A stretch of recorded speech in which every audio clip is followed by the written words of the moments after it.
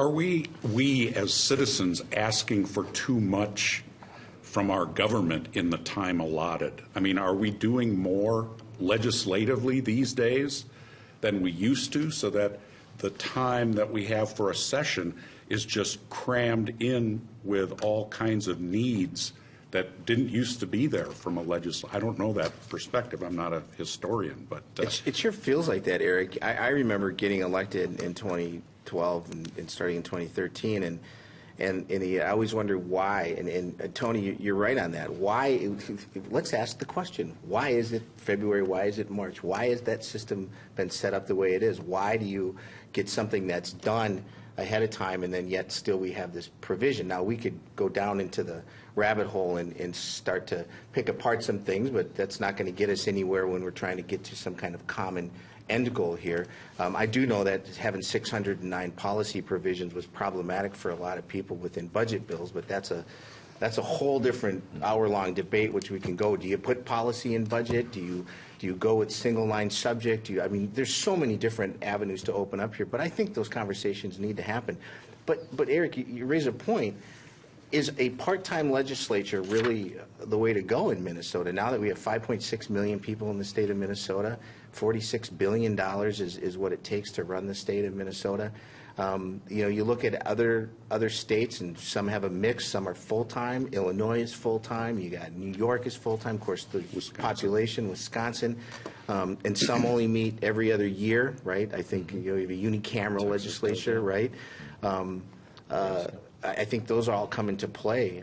Are our needs greater? I think that's worthy of a question, and I think we should have that conversation. We've all talked about that. I think part of the rationale for having a part-time citizen legislature is because of the representation that it provides to the folks that are watching. That we're not professionals, that we don't just do this, that is an opportunity for anyone to participate in the legislative process. But I do think that, government in and of itself has become its own single greatest and strongest advocate and lobbyist. And I think what we've tried to do is rein in some of that. When you have 134 members in the House and 76 in the Senate, all putting bills in, and you end up with some number, John. I think we ended up over almost close to 3,000 bills introduced in the House. Just in the House. Wow. It begs the question in terms of, I understand that anyone can drop a bill, but is there virtue in terms of thinking more thoughtfully about what is the virtue of a policy bill in the budget year versus the second year of the biennium, and is there some anticipation that we should hold off on some of that to the policy provisions rather than just dealing with the state?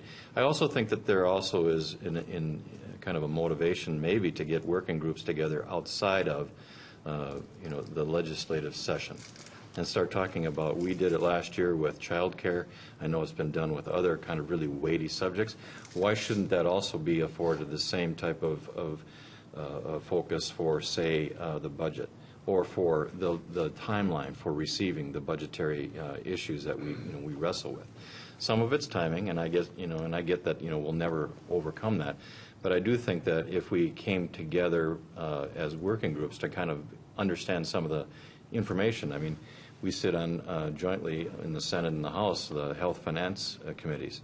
I mean, the verbiage and the acronyms that we go through take you one term just to understand and appreciate what they mean and the interrelationship between them, much less, speak to them and get your arms around what can be done with them. So I do think that I advocate for a citizen voluntary legislature, but I do think that it does beg the question in terms of, are we tasking the legislators with more than what is perceived by holding an election certificate?